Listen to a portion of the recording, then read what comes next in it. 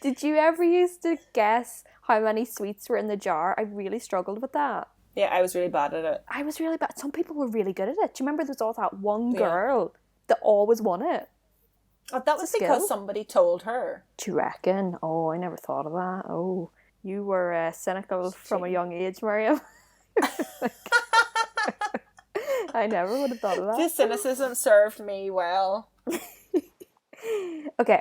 So, Me Time and Murder is intended for mature audiences. Listener discretion is advised. oh well, big surprise. Trez, what are you drinking? I am drinking a Pucca Turmeric Active or Active Turmeric. I forget the name. I don't have the box in front of me. I believe you. Turmeric. I want to say Turmeric Active if I had to put my money on it. Nobody's asking you to like raise the stakes that high, Trez. Got a fairly good photographic memory. Humble brag, you know. I feel like I do. Yeah, I'm loving it. I'm going through that box way too fast. I need to slow down. Like I love it too much. Also, yeah, but I mean, like it's still cheaper than like getting a tea at Starbucks, which is like yeah. Oh, but £3. I'm sorry, I judge people who get tea at Starbucks, and my own boyfriend gets tea at Starbucks, so don't anyone take offense. But hot water in a bag, like please, I'm not paying for that. Because like I don't know how to make like a caramel macchiato. So exactly. when I go to Starbucks, it's like, well, they can give me it. It's like a experience. This 100%. Is a service I don't know how to do. Tactic for everything in terms of like food service. If I'm going to like a restaurant, I want something that I can't cook. Thanks very much. Yeah, like I don't know how to make spring rolls, so I always order spring rolls. Yeah. It's different in Starbucks if you get one of those more kind of summery teas with the ice and the peach and the...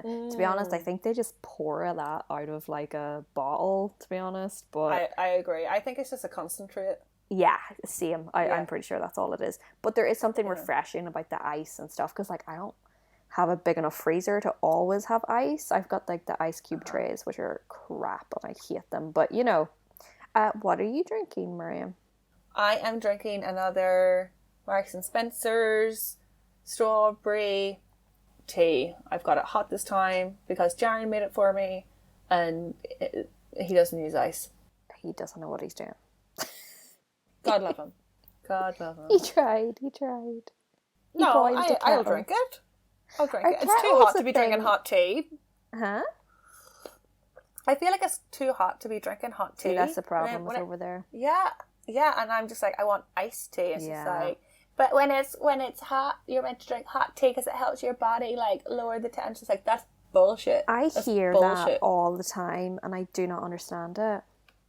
And that's just like, but you don't drink cold tea or cold drinks in the winter. Why does people only say this in the summer?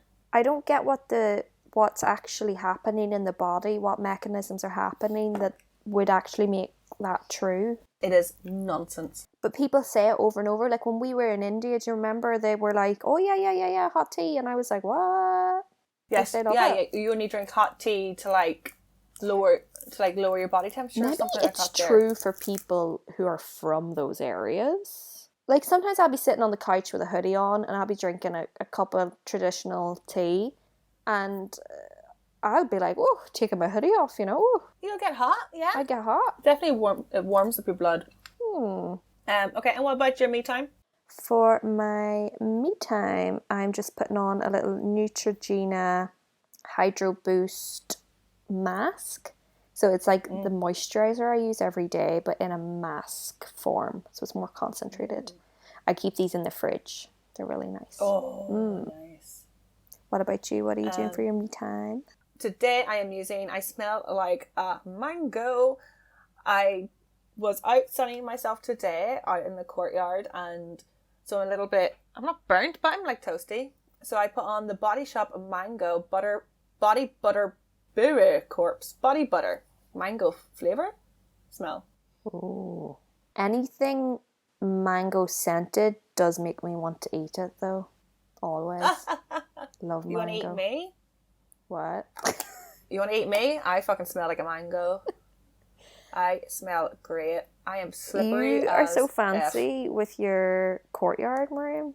My courtyard. It's not really. It's like, Tanning in my courtyard. yeah, on my like 99p yoga mat on the floor. Don't even have a seat to sit in. I don't know. It's because it's not a balcony. Huh?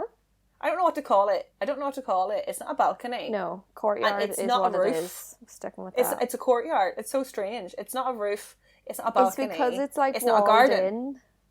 It's walled in, but Yeah. we're on the second floor. It's a courtyard. So it's courtyard. It's so strange. I feel Parisian. I love it. I'm so jealous. We just have a balcony that's like shared with other people. It's like this big long walkway. It's kind of more of a fire exit, really. I was going to say, it sounds like a fire exit. Yeah, it's more of a fire exit. As people do sit out on it sometimes, but you feel like you're sharing it with other people, which I don't really like. And it's not like you could like barbecue, although one time we did try to, but then it failed. I always fail at barbecues. It's like the meat doesn't cook. I don't know. Oh, Jesus Christ. You don't want to fuck that bit up. Right? But I don't know what I'm doing wrong. Yeah. I don't know. Maybe you need to be a man. That's probably the most sexist thing I've ever said in my life. Oh, men love barbecues. Men seem to get it. I don't get it. What am I doing wrong? And I'm a great cook. Maybe I'm not letting it smoke or get hot enough. I don't know. Maybe, do you know what? Maybe I'm buying really cheap barbecue kits because I'm so tight. That could be it. I don't know. It's always like, because there's always like too much food, and I'm just like, you have to eat your food in like waves. I find it weird. Don't like that. Okay, yeah, I don't like that. Yeah, No, it's like now we're doing the burgers. Now we're doing the chicken wings. Now we're doing the sausages, and it's just like, it's like you're I gonna gotta have to wait another everything 10 minutes for another sausage. Yeah, it's like, oh wow, it's so thanks. strange. Yeah. For a sausage. I'd love one of the proper ones if I had a house with a back garden, you know, and a proper barbecue. But then I think, how often would I use it, really? We have a proper barbecue that's been left over from the last tenants. I don't know if it's proper. What's a proper barbecue? Well, like if it's not in a tray, to me, it's a proper barbecue. It's not in a tray. It's okay, big, that's proper barbecue to me. Jaron would love one. Him being American, Americans love barbecues. But like, I think if me and Jaron get a house, we'll probably build one, like a big one. Oh, cool. But he says he wants like a gas one. He says in America they always use gas, and I'm like, sure, that's just right. But then where's that's the not point? really a barbecue. It's just like, it should be on a fire, not on gas. It needs coals or whatever. Yeah, I think if it came down to it, if we had a house, Dan would probably prefer to invest money in like a pizza oven. Do you ever see people have pizza ovens in their back gardens? That sounds like fun. Oh yeah. But that's a lot of pizza. Can it only make pizzas? That's a good question. I don't know. Okay, well, we can go to your house for pizzas and our house for barbecues. Yay. Imaginary world where we have enough money to build a house and outdoor eating. Okay, Trez. So, speaking of barbecues, today we are going to talk about the Europa Hotel. Miriam, you didn't know to say that. Oh my god. I don't know. Was that a segue? Technically it was. Oh, I'm so excited. I didn't know you had this one finished yet. Okay. Woohoo. Yeah. Very excited. Because we were recording an episode and we mentioned the Europa Hotel, and the first thing you ever think about is what? Bombs. Bombs. The most bombed hotel in the world. So, do you know anything about the Europa Hotel? I'm not sure about its origins, but when I worked on the hotel, it's part of the Hastings group. So they own 7 sister hotels in Belfast. Actually, sorry, some of them are in... There's one in Derry. They're all over Northern Ireland, but most of them are in like Antrim. I believe it is still part of the Hastings group, yeah. It is, yeah. But what I'm trying to say is I just don't know, did they like buy it and bring it into their group? What, did somebody else own it in the past, or was it always part of the Hastings collection? I'm not sure.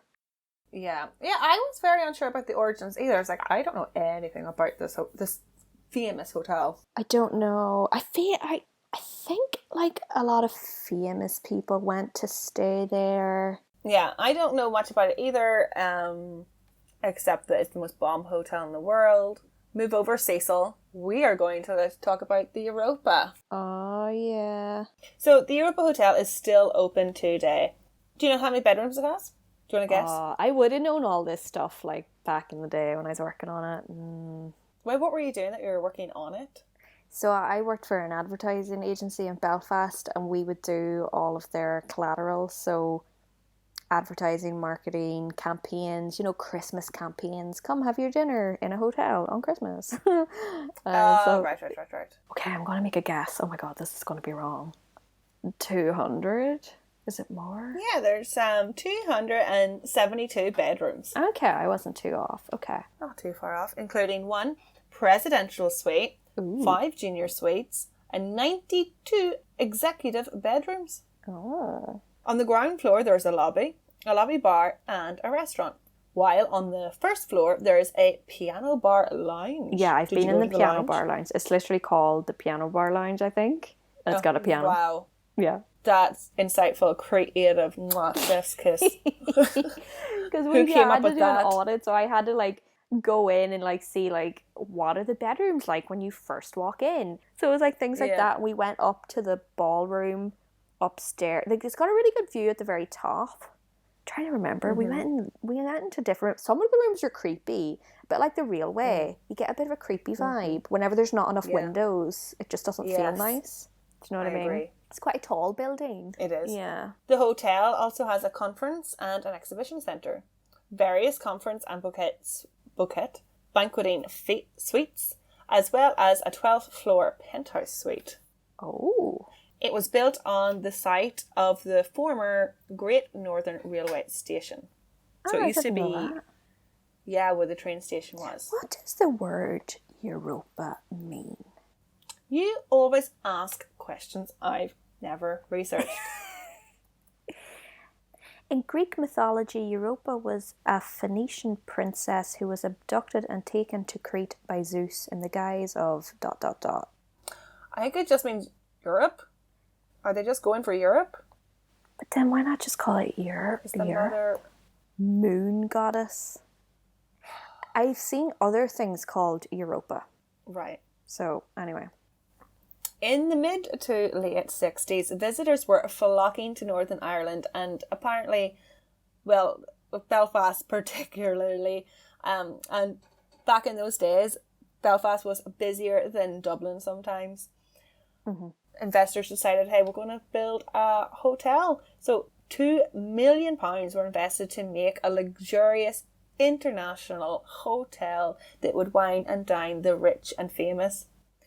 So in 1969, construction started at Great Victoria Street, Belfast. But that same year, British troops were sent in to settle a little bit of trouble. A little bit. We've got a spot of trouble here. Oh dear. So it was built whenever everything was starting to kick off. In 1971, the Europa opened with a bang. No. I'm sorry. How much is this going to continue, these really bad puns? Oh God. I have quite a few puns, Oh, yes. great. Okay, I'll just prepare myself now that they're coming. Okay. A few weeks before the grand opening, the Europa experienced its first of many bombs. An Wait, sorry, did you incendiary say within the first few weeks? Yes, before it even opened. Wait, what? Before it even opened? Yeah, isn't that crazy? That's so mean. Look, okay, I know like a lot of people died and this is a hotel, but there could be people inside the hotel building it and stuff. I'm sure you're going to get to that. Yeah, there was people inside. Like, yeah. there were obviously deaths, like, I'm sure. Well. Okay, we'll get to it. But yeah, like, people are working hard on this building. Oh my God. I know. Yeah. Oh. An incendiary device was hidden behind a back door. It exploded. When it exploded, it slammed one worker into a table and another young girl's tights melted onto her legs. Stop it. That's horrible. And then it opened a few weeks later. Oh. Isn't it just crazy? Just from the Europa's birth. Yeah, it it's started. like, I don't want to say the word cursed, but almost, you know, it's like a bad omen. Like, today, obviously, it's such a different time, and we all know what was going on, but like today, if that happened, if somewhere got bombed, and then you're like, oh yeah, let's open it, and it would put people off going there. Well, we're going to get into it, but basically it did. Yeah, okay, yeah. Well, it put me, I would not go to a place that had been bombed. Well, like, sorry, I've been in the Europa. You did? Multiple times. But back in the day, you know, and I say back in the day, this is not even that long ago, but anyway. It's not that long ago. On the 9th of August, my birthday. Oh. On the 9th to the 10th of August 1971, the troubles were really ramping up because internment was introduced. And this involved the mass arrest and imprisonment of 342 people without trial. Yeah. So 342 people were suspected of being involved in the IRA. Without sentencing or trial, they were just thrown in prison. Yeah, they just lifted them and yeah. This, of course, kicked off protests in the city, as well as rioting and escalation into violence. And the Europa was in the middle of the world's biggest news story. The whole world was listening and watching what was going on in Northern Ireland, Belfast. The Europa had planned on being a luxurious hotel for travel and lavish experiences, but instead it was home to young journalists getting the Belfast scoop. Because the Europa was so central, paramilitary members and politicians would go to the Europa to do interviews with the journalists. So I watched a documentary on YouTube about it. Okay. And they were saying that you should link that. normally, I will. Okay, yeah, great. sure. I have it here. I have the link here. So normally, if they're going to do interviews, like the journalists would like go to the politician's office, or they would come to like the newsroom or something like that there. But instead, everybody met in the Europa. See, that's where the journalists were went staying. Wrong. Why? It's a hot spot. Because it's a hot spot now, and it's a target spot. So, yeah, and that is literally my next line. Yeah, which like is spread it out, people. Yeah. So it made that the hotel that bit more desirable to be bombed as it guaranteed press coverage. Yeah. And it also is like, there's going to be someone in it as well. There's potentially so-and-so's having a meeting with, you know. So a few months later, in October 1971, there were 2 bombs found, but they didn't go off. On the 20th of October, 1 bomb was left at the phone boxes in the lobby. And on the 22nd of October, only 2 days later, 1 bomb was left at the reception. It was left by later. Could you imagine working there? You would be having a heart attack every day. A bomb every 2 days. Like what? Like that's what? Well, these ones wouldn't want to be a receptionist there. You wouldn't get paid a lot either to be a receptionist, and then you have to deal with bombs. I know, right? You couldn't pay me to do that. Apparently this bomb at reception was like left by 2 18-year-olds. These like scrawny 18-year-olds. And the bombs even had the letters IRA scrawled in it. Oh my god, it's almost comical. I know. It's just like, are you serious? I can't believe Like- they even got in. Do they not have like a doorman? They just walked I guess in. you can't discriminate, but I don't know about you, but I always feel weird. If I feel like I'm too scruffy to walk into a fancy place, I just don't go in. So I feel like I am going to be stopped. Like they're not going to let me in here. But they just Right. walked in with a bomb. My Just god. walked in with a bomb. They should have Yeah. had, I mean, they should have had not even just a doorman, security. They should have had, from day one, from the first bomb, they should have, maybe Yeah. they did have security. I don't know. But they were shit. Maybe.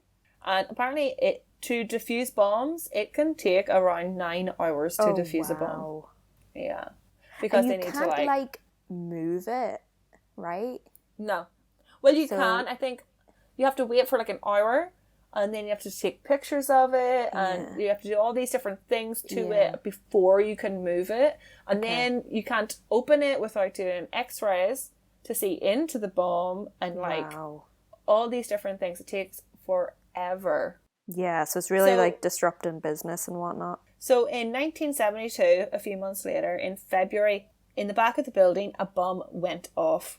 A month later, in March, a car exploded in the car park. In April, Oh a my hijacked... God.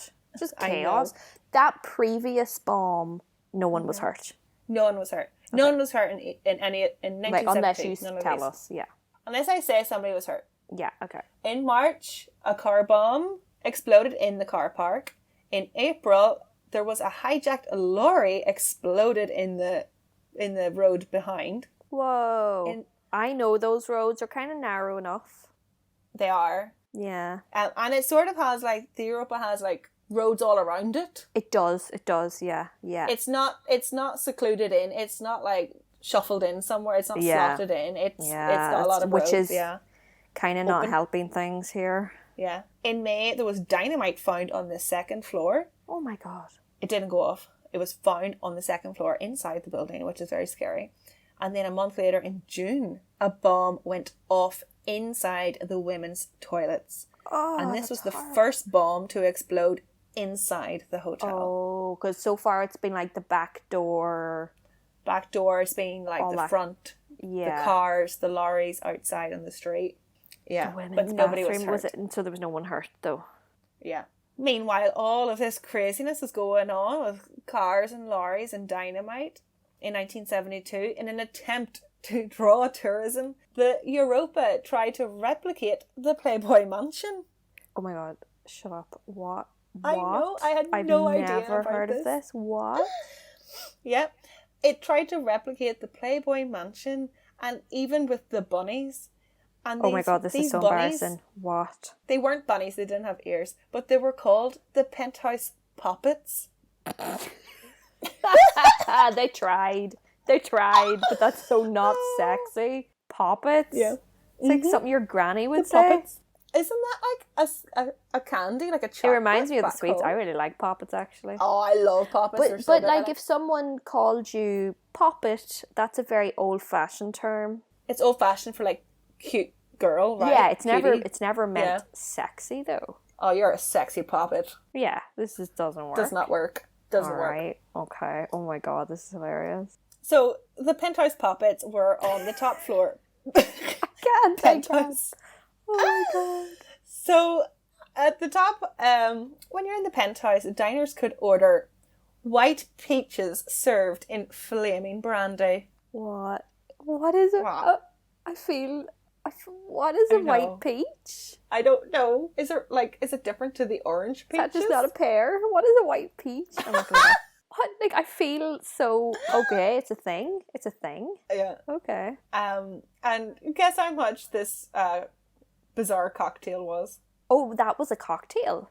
It's a cocktail in flaming brandy. It's like a cocktail. Oh, okay. I thought it was dessert. Oh, wait, maybe it is a dessert? I don't know.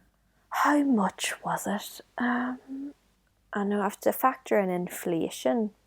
I know their most the calculator out. Their most recent hotel, the Grand Central, it has like a 360 view of Belfast at the very top of the hotel. Mm-hmm. I think it's called the Observatory. That's what they were going to call it anyway. I'm not sure if they name it that in the end. But they were selling pints for £8 and people were fuming.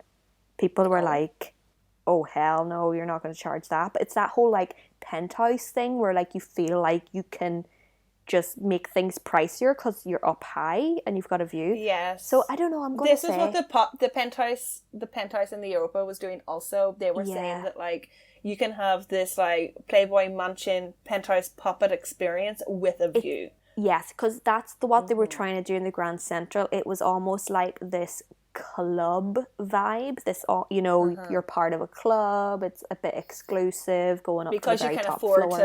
Because you can afford to pay £8 for a pint. Yeah. Oh God, the brandy. I don't know. Would it have been random? It wouldn't have been as much as like £13 for a cocktail. What? I didn't do inflation. I don't know how much it's worth today. Oh, well, how much was it back then? Yeah, like I want to say like £13. Yeah. In the 70s? In the 70s. Okay, let's say... Oh, I'm so bad. I don't... You're so bad at this. 7. I'm so bad at this. 7? That's still It was a lot. 55p. 55p. Okay. Oh my god. Oh my god. You see, I'm not factoring in the inflation. I'm thinking of today. Today. But back then... Cocktails were cheaper than £7. But what is 55 cent today, if you know what I mean? £1 in 1970 is equivalent in purchasing power today to about 14.70. So it is about £7. Do you remember I said to you, is it about £7? Yeah, right. It is. You're right. I just it's about £7 or £8. Yeah. So that was. I just can't do that in my head. So that was kind of expensive, I suppose. Kind of, but not too probably bad. But also, I'd say like cocktails and that weren't really a thing. Whereas today, people are kind of willing to pay a bit more anyway. But also, it would have been more expensive because a lot of people in Belfast were not working. You know, the Troubles were on. I mean, like, there was... It's a bit extravagant to go It's a lot for... It's a lot. But anyway, so back to the Penthouse Poppets. Okay, with their 55p cocktails. 55p cocktails. Sounds amazing. So visitors were served and entertained by the Penthouse Poppets, and they were a posse of young Belfast women in brown velvet leotards. Sounds rotten. It's like the colour of a poppet as well. I know the chocolate, right? Yeah. I think that's what the Poppets are named after. I don't know who's named after who, and why can't you get poppets anymore? I don't see them anywhere. Oh, I love Poppets. Maybe it's because I'm down south. I don't know. So it was, like, the plan was to make the Penthouse Poppets, like, make it like a Playboy mansion feel, make it, like, sexy, exclusive. But what happened was, in the documentary I was watching, all of the journalists and people who visited were just laughing and saying Northern Irish women are attractive, and, you know, there are plenty of pretty girls to, like, that look after themselves.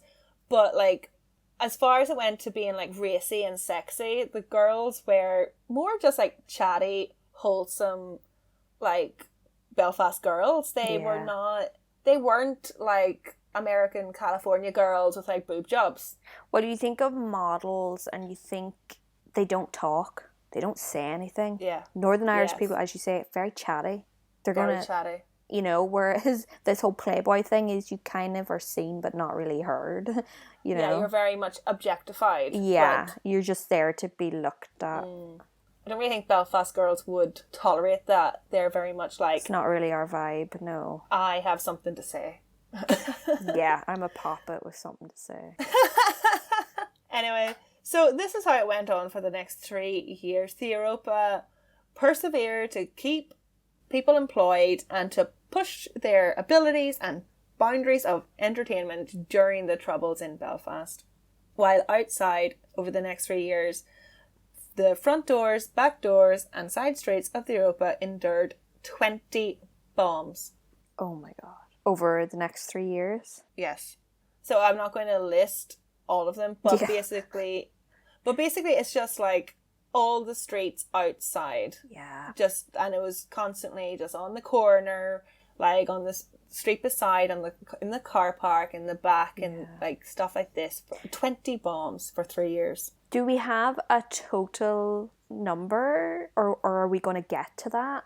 Do you have a total figure eventually? We'll get to that. Okay. Yes.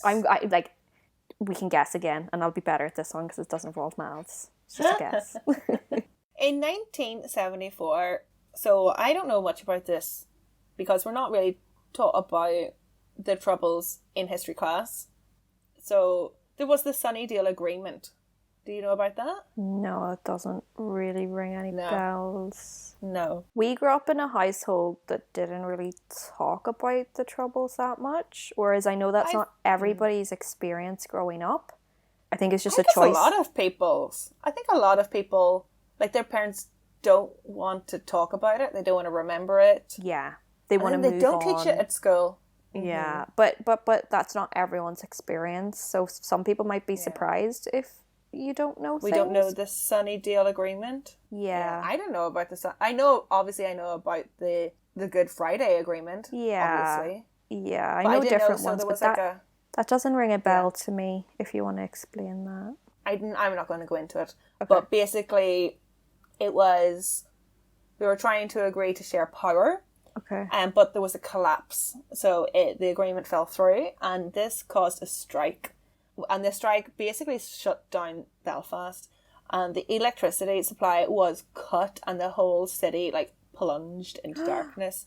And so during this time, isn't it awful? Like, I was, like, near in tears watching this documentary. I had no idea that our parents went through all of that. I Like, remember Mummy talking about trying to get from the art college back to the apartment and all the blocks that would be up on the road to stop you from walking and things, and the curfews. And yeah, she used to talk about it. Not a lot, but there was a few snippets. Did you find out they were definitely, this was the time that they were there? yes. Yeah, because we were wondering if the time frame was correct. Yeah. My mummy definitely was.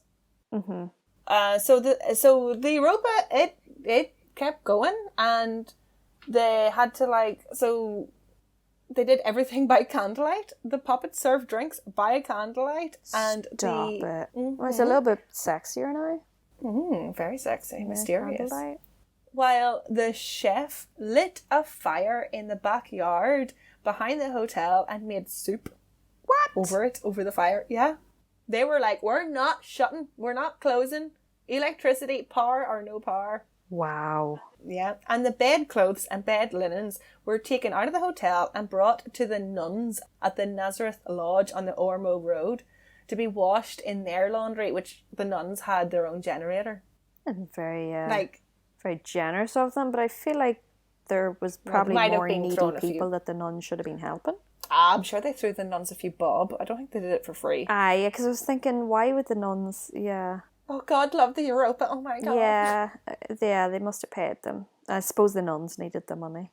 Nuns always need money. When did they not need money? Am I right? They're always begging for money. They're Always. begging for money.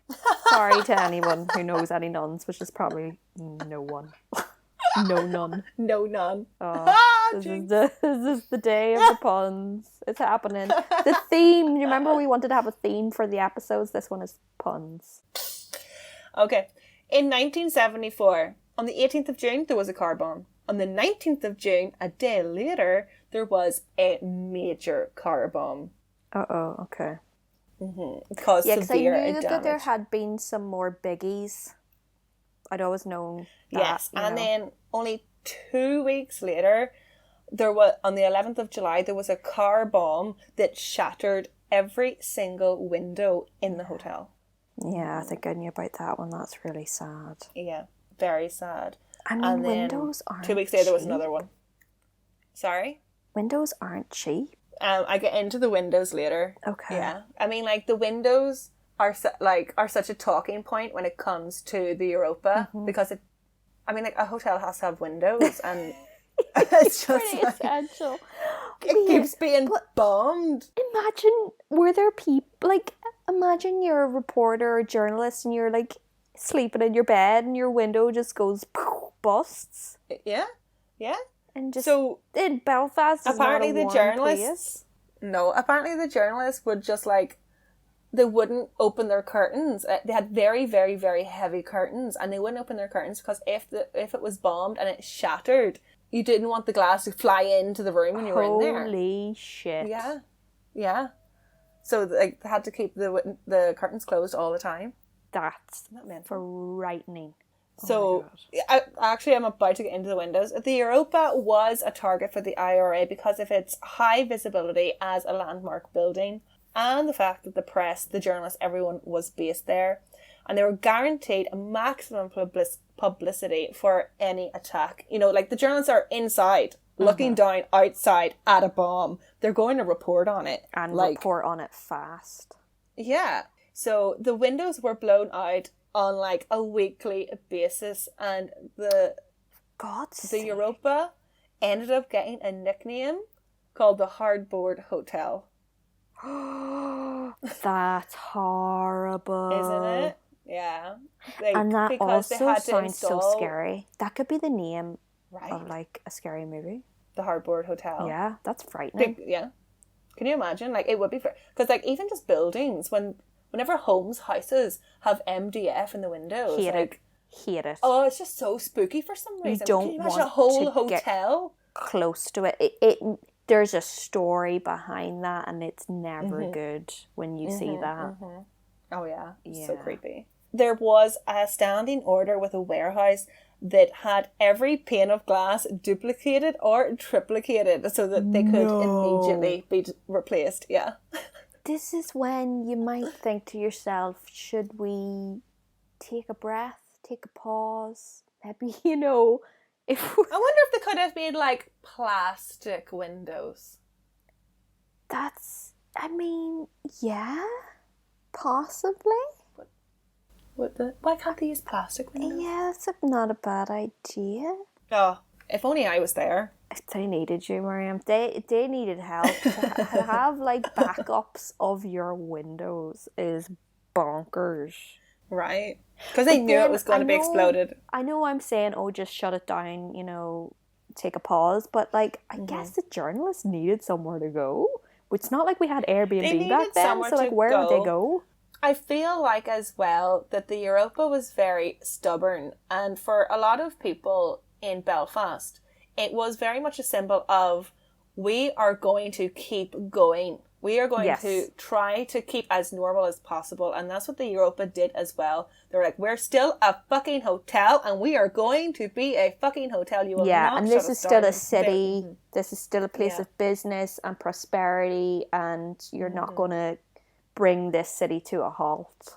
Yes. Yeah, it was like the Europa almost became like personified. It was like... Yeah, well, Belfast very like that. Very resilient city and resilient people. Yes.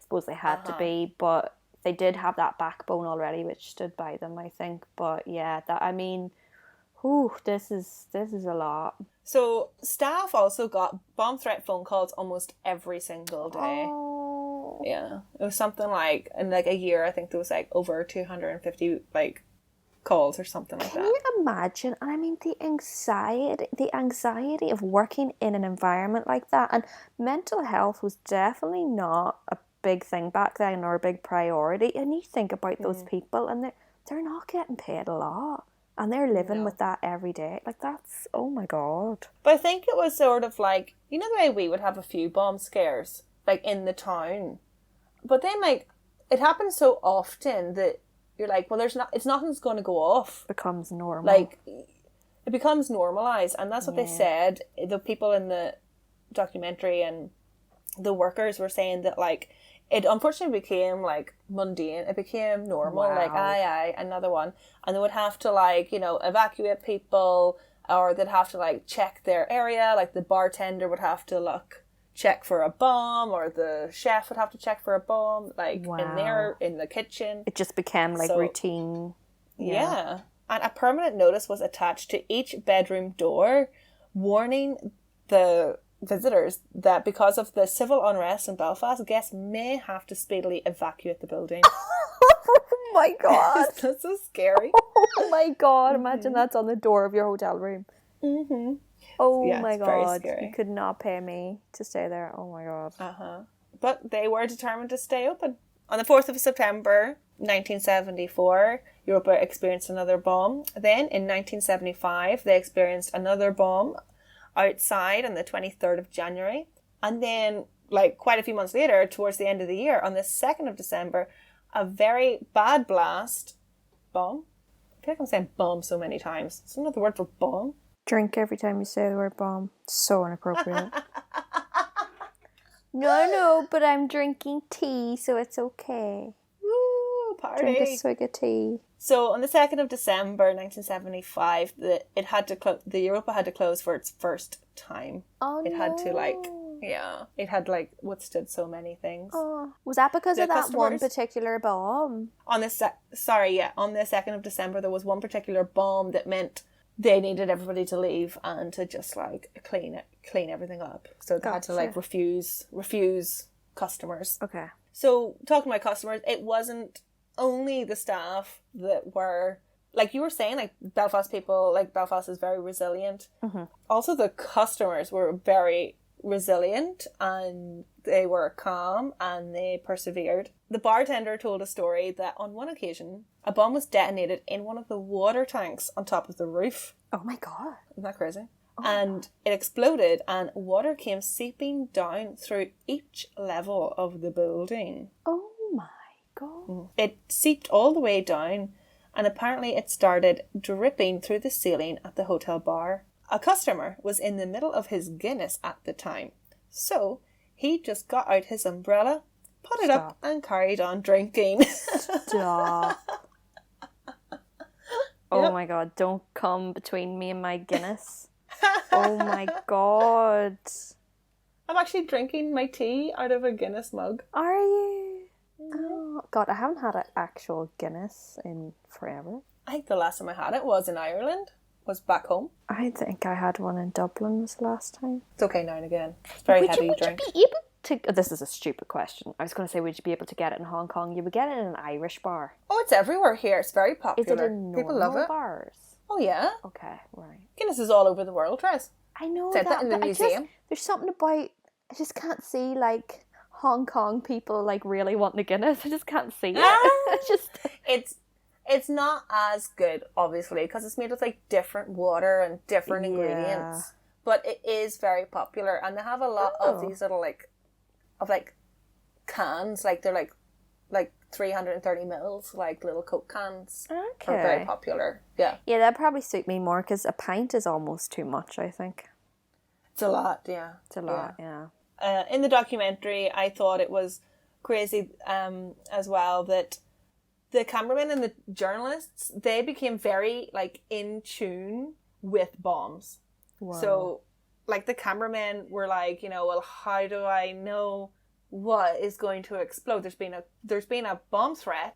There's going to be a car bomb, but which car is it? And so they became in tune with knowing which car was going to explode. Like, if you think about it, there's loads of footage of car bombs. How did they know that one was going to explode? Mm-hmm. That's a very good point. Something I've never thought about. Is it like a car that's been sitting there for a while and you haven't seen anyone go into it and, you know, that kind of thing? So he was saying that, like, they picked up that you could see underneath at the bottom of the car, it would have, like, a rattling. Like, it was, like, moving, and it would move for, like, 3 seconds at the bottom, and then it would, like, explode. It would, like, oh my God, shut up. That fast. They noticed those little things.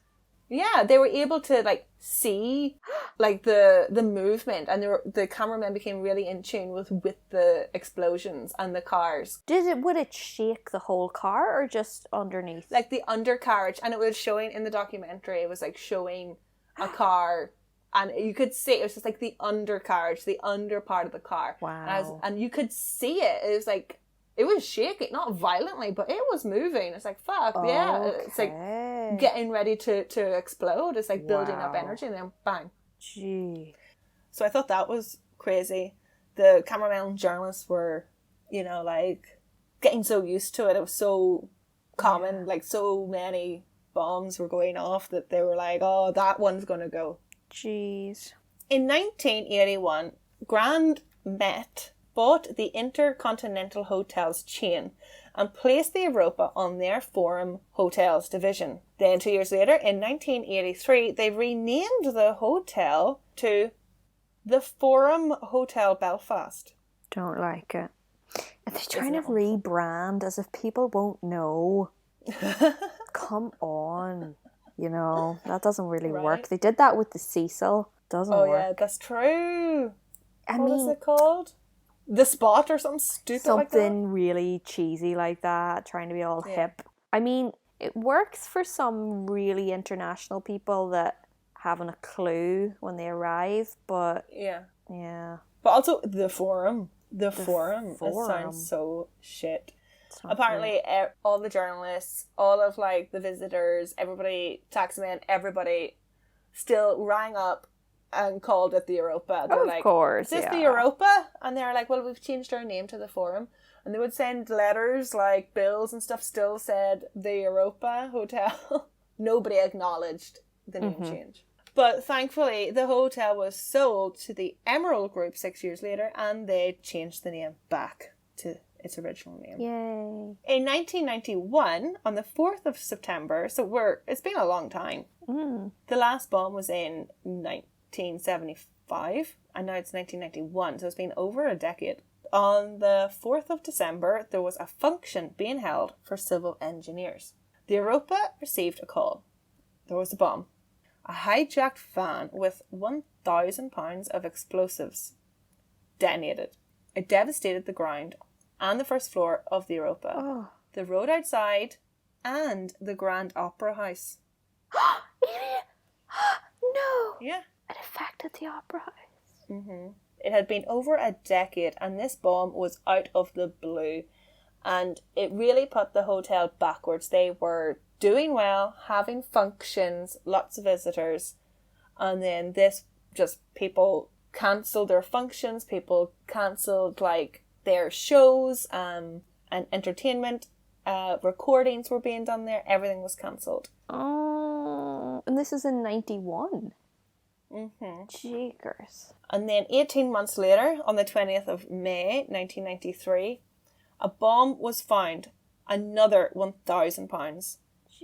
Attempts were made to defuse the bomb, but unfortunately it did go off this time.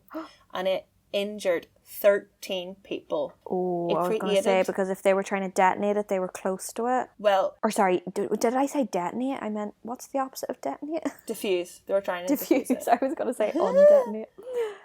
Oh my Undetonate. God. Sorry, 13 people were injured. Yes. Okay. And it also created mass devastation, severely damaging the Opera House again. Apparently this time the blast was so big that you could stand in the Europa lobby and look through to the Opera House stage. What? Weird. By this time, the hotel was unable to meet its financial obligations and it had to be put up for sale. The Europa was on the market for £10 million, but it was sold to Billy Hastings for... Do you want to guess how much? Did he get it for as cheap as 5? He got it for, good guess, he got it for 4.4 million. Wow. That is a bloody bargain. So Billy Hastings bought it and it was announced it was going to close for its first, properly close for its first time in 22-year history to allow for major refurbishments. Billy Hastings invested $6 million into renovating the hotel and opened it again after 6 months. So it wasn't closed for too long. No, 6 months. Very good, yeah. And then in 1994, the ceasefire was announced. And as the peace process began, there was optimism for the hotel, for Belfast, and for Northern Ireland. The hotel became graced with politicians, prime ministers, musicians, and movie stars, including Bob Dylan, Brad Pitt, Julia Roberts, and U2, all around this time. Julia Roberts. Was Brad Pitt... he did a movie where he was had a Northern Irish accent. Yeah, it was so good. Was it Northern Irish actually? Was it? Southern? It wasn't. I'm pretty sure. Did he do a movie where he was a in traveller? The IRA? He did. You're right. What was that called? I don't know. So I'm just wondering, was he in Belfast for that role? Is what I'm wondering. He was. Mm-hmm. Oh, he was so hot. And I remember thinking, no Irish person looks like that. Look at him. He's blonde and tan and yeah, it beautiful. Just who did that casting? Like anyway, still love him. But anyway, right. So a lot of famous people. Julia Roberts in Belfast. Oh my God, I would die. Oh, I know. God, I love her. And also, I have to mention, because every article, every documentary, everything mentions the fact that Bill and Hillary Clinton also came to stay. Oh. Great. While he was president. I don't care. While he was president, that's a big deal, yeah. So U.S. President Bill Clinton and First Lady Hillary Clinton, they stayed in the hotel in November 1995. Okay. And the suite is still called, to this day, the Clintons. That's right. Sure, I knew that. Yeah. You thought that was just random? No, I knew about the Clinton suite and I knew it had something to do with him, but like I didn't really put two and two together that like he was the president and all of that. And I don't know, Northern Ireland just love Bill Clinton. Everything's called Clinton. Is our big building in the town in Enniskillen. Yeah, the Is Clinton it still Centre. still called the Clinton Centre? He came and he opened it, and imagine having buildings named after you. Why did It's they kinda name that strange. after him? I have no Did idea. he give them money? Or like... No. I don't understand why you would do that. Why would you... I think he went and shook hands and gave a thumbs up. Like, this is Yeah, great. but like he's probably like, oh, another fucking building named after me. Better fly over to this country now. Maybe I'm missing something. I could be missing something. I know that Hillary Clinton, they have a big connection with Northern Ireland. I don't know why, so I'm missing something. But Hillary Clinton is the, oh my God, I don't know what the right word is here. Not the Chancellor. Maybe it is the Chancellor for Queens. Is she? So do you know, is Chancellor the right word? I don't know. Or what I is didn't it? even know if she had anything to do with like Queens. like in Ulster University, it's James Nesbitt. Yay! I like him. I like him too. He gives the speech. In Queens, it's now Hillary Clinton. She's never given a speech. I think this is a Has new she? thing. Oh. Anyway, Like, but I'm wondering, do they this- give money to Northern Ireland? Maybe they feel bad because of the bombings. I don't know. Well, Or we'll is take he the got money. Irish heritage? But Clinton? I don't know. Is that an Talking way Irish too much name? about Bill Clinton now. Yeah. He's taken up way too much time for this podcast. He's had loads of attention. We're done now. That's it. Bye. Well, yeah, Bill. So in 1998, we're getting up to the time of the Good Friday Agreement. And the Good Friday Agreement had a Yes campaign. And the Yes campaign, it went around all the local businesses and in Belfast, asking them to, will you please make a political statement in your shop window or, in the newspaper or whatever, supporting the Good Friday Agreement. Mm-hmm. And a lot of businesses were like, oh gosh, we just want to stay out of it. We want to stay neutral. Like in Northern Ireland, you do not talk about politics. Mm-hmm. And obviously a lot of that stems from this. The Yes campaign, they visited the Europa, the most bombed building in Belfast, the most bombed hotel in the world. And they asked them, will you make a political statement? And in response, the Europa unfurled a giant white banner with a blue writing. It hung from the top down several floors, and it had one word: yes. Wow. That's so impactful. Could you imagine seeing that? Mm-hmm. Is there a picture? I found a picture. It is in black and white, but in the documentary, it is in colour, and it is stunning. So I might go into the documentary and take a screen grab. Wow. Yeah. Which I think it was just like, for the hotel, the troubles were personal for it. It was really, it went through a lot. It lost a lot of revenue. It was birthed with the idea of being luxurious, and it became a shell. Yeah. And, the hotel, it forgave and moved on. Mm-hmm. Incredibly, in the entire history of the hotel, only 2 or 3 people inside the hotel were slightly injured by the attacks. Not one person was killed. Wow. Yeah, I was waiting for that. I wanted to know. Mm-hmm. That's incredible. How is that even possible? I know. Was it almost that... And I know a lot of the time they want to scare people, Yeah, but and then it's for there's attention. always... It is, but then there's always that chance, well, what if someone had been using the ladies' bathroom at the time? There's always that chance where they maybe don't mean to kill someone, but so it is strange that it didn't happen by accident, that someone died. That's crazy. For the customers and staff, and I would say most people of Northern Ireland, the Europa will never be just another bland, generic hotel. Its history is a testament to the hope and resilience of Belfast and its citizens. Love it. The end. Go on, Europa. We must go for afternoon tea. We must. I feel must. very close to the Europa now that I know so much about it. Yeah. I think you can have... I'm not sure if you can have the afternoon tea in the piano lounge, but you can definitely have a tea or a drink or something in the piano lounge. Wow. The Europa is just an amazing story, isn't it? They must be so proud now. Yes, to have I think done well with it. Yeah, it really is part of Belfast. There's no way you could ever knock it down. I know, right? Yeah. Crazy. That was a great one. That was so super interesting. I love that. Thank you. Even Well though there was no done. murder, there was plenty of crime. Oh yeah, no murder. Nobody died. Scrap it, delete it. Can't go up. Sorry. Moving on. Love it. We'll have to go. Will we stay in the Bill Clinton room? Oh. Do you think it was because I want to stay in the Brad Pitt room.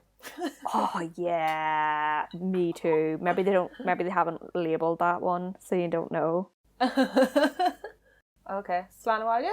Yeah, slán you guys. Bye bye. Me Time and Murder would like to thank and acknowledge our sources that make this podcast possible. References can be found on our Instagram page.